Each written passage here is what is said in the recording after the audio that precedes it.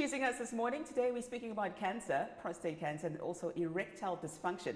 A huge talking point, and sometimes it is a few men a bit uncomfortable. Hopefully after today's session, you'll have the courage to actually seek medical advice if you do need it. My guest today, Professor Michael Herbst, who's the head of cancer for it is Cancer Association of South Africa. Hello, sir. Hello to you as well. Thank you for joining us, Professor. Thank you for having me. Now, I know when it comes to background, you probably have quite a full medical background. So please tell us briefly about your professional background. Well, I hold a doctoral degree in health studies, and at the moment I'm a head of health at the Cancer Association. And I think it provides me with a background where I can talk with some authority on both cancer as well as any other of the medical topics, and particularly as far as men's health is concerned. Now, back to men's health. When it comes to prostate cancer, I know there are thousands of millions of men, they get uncomfortable when it comes to actually seeking medical advice for prostate cancer. So what is prostate cancer? Well, you know, you've actually hit the nail on the head. Men are very bad at health-seeking behavior. And I think it's important if we could today just give people the freedom that they can put that behind themselves and not only talk about it when they have a beer with their friends, but to really go out and talk to a health professional and to say, look, I've heard something about prostate cancer, tell me more. Because it's really something that we've got to talk about for quite some time.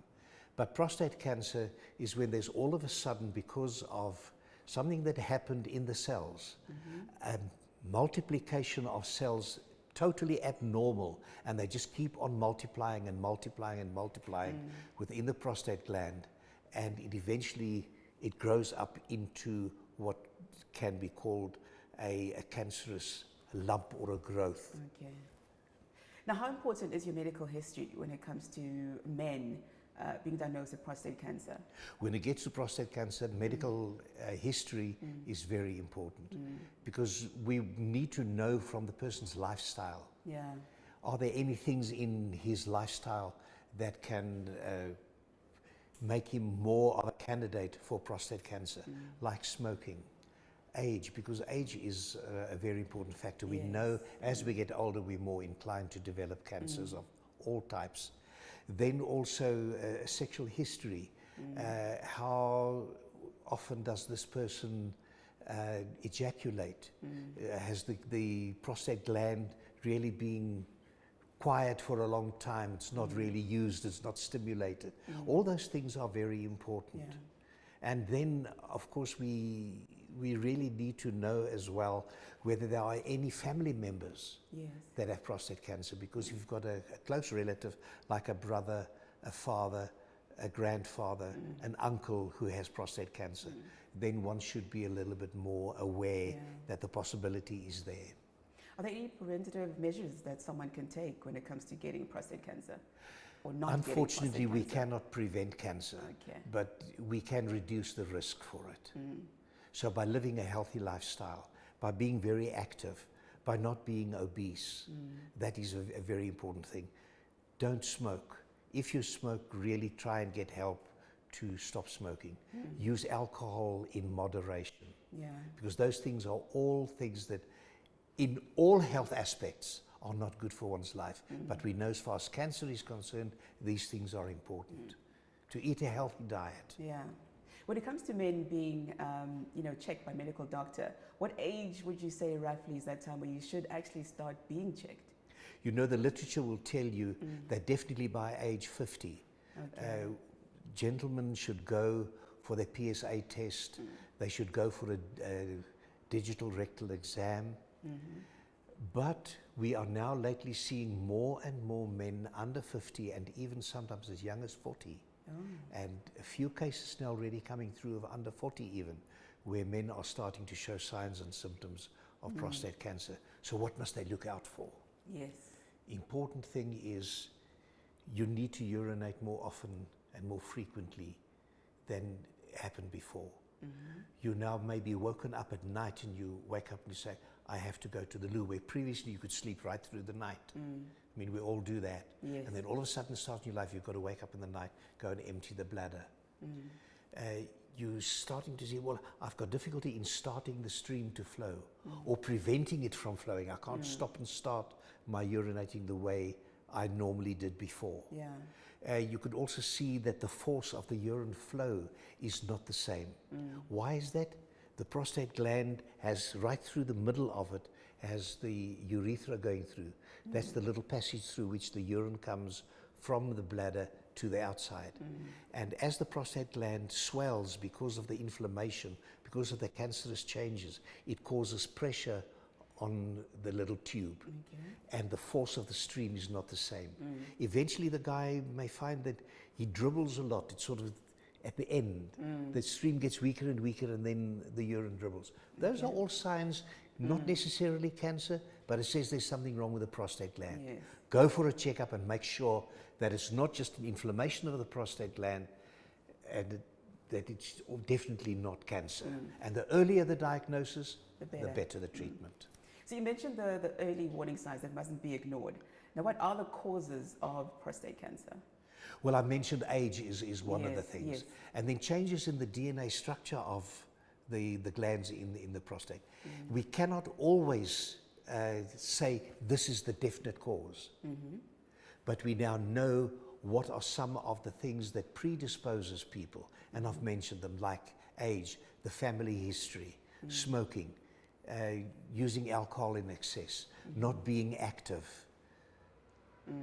All of those things are very, very important. So now, once someone has been diagnosed with prostate cancer, what are the treatments readily available for that person? Well, there are practically three options. The one is to go for surgery, and my own personal view is that this should really be the last of scenario. Then there's radiation therapy, and radiation therapy has its role to play. As surgery, sometimes surgery is necessary, but then there's also chemotherapy, or sometimes a combination of two or all three of these types of treatment. So when you mention treatment, there's often always side effects.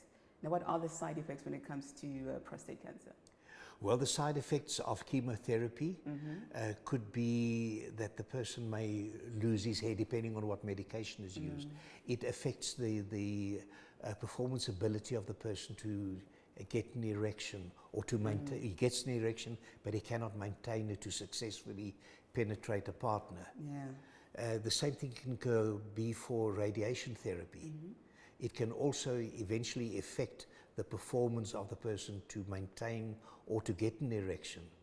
And then surgery, where you really have the most risks, because there's always the risk of nerve damage and impotence, not only erectile dysfunction, but it may even result in impotence, the inability to get an erection. And we eventually today want to talk on people who have erectile dysfunction, or maybe even the inability to get an erection, of what is new on the market to help them overcome this ability. Because for a man, his ability to get an erection, to maintain an erection, and to successfully have sex with his partner is very, very important. We see that as part of masculinity. Without that, you say, oh my God, who and what am I? Guys are very sensitive about this. And even though they are sensitive, they're still terrible at health-seeking behavior. What treatments are there for erectile dysfunction? Because I see there is something placed on the table. Not quite sure what questions I should ask. How is it used? Maybe you can tell us exactly how it's used. We're going to talk about that. Let me tell you just about other things. Look, there's medication. And I think one of the most popular things that people usually will hear will be the word Viagra. Cialis is the other very frequently called one. It's medication that one can take about half an hour before. It stimulates getting an erection, because it improves the blood flow to the penis. But you don't only need an improved blood flow. You need a whole combination of things to happen. But there are also injections that and they can inject themselves a few minutes and half an hour or so before the time. And this will again stimulate increased blood flow to the penis and will help the person getting an erection. But what we have on the table here is the Viberect. It's a beautiful piece of equipment, and It looks dangerous until It about does. it isn't. Very intimidating. But all it does, it has a specific frequency of vibrations once it is switched on. Okay. And the person uses this over the shaft of the penis. Okay. And the beauty of this is that it does not only improve blood flow to the penis, it doesn't only improve the rigidity of an erection, but it actually works on the nerves as well.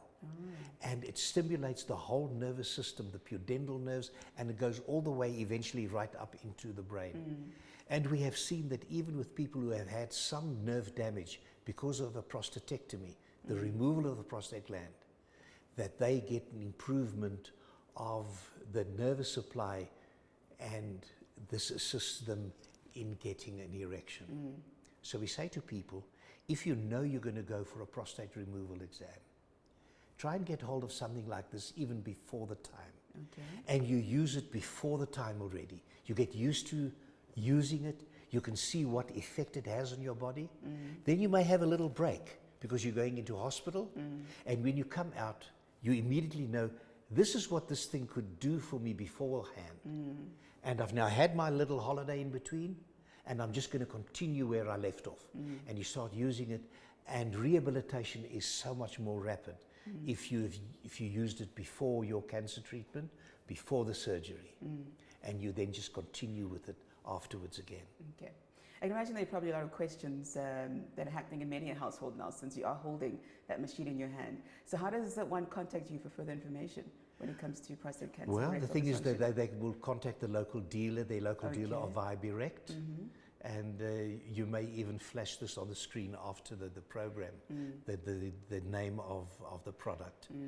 And they can get hold of the supplier and they can order it. But it works very, very well. And as I say, the important thing is that if you're on some medication to help you to get an erection, continue with that medication and use this in conjunction with the medication, because the medication will improve the blood flow. This will further assist the blood flow, and it will, in a much quicker time, show a reaction of getting an erection. And you teach the body that, man, things can happen. Yes. And it's so much easier after treatment then to just continue with this and get the whole system to be ready for sex when you need and when you want to. Now, I'm pretty sure you've had a lot of men talking in the household, maybe even wives as well.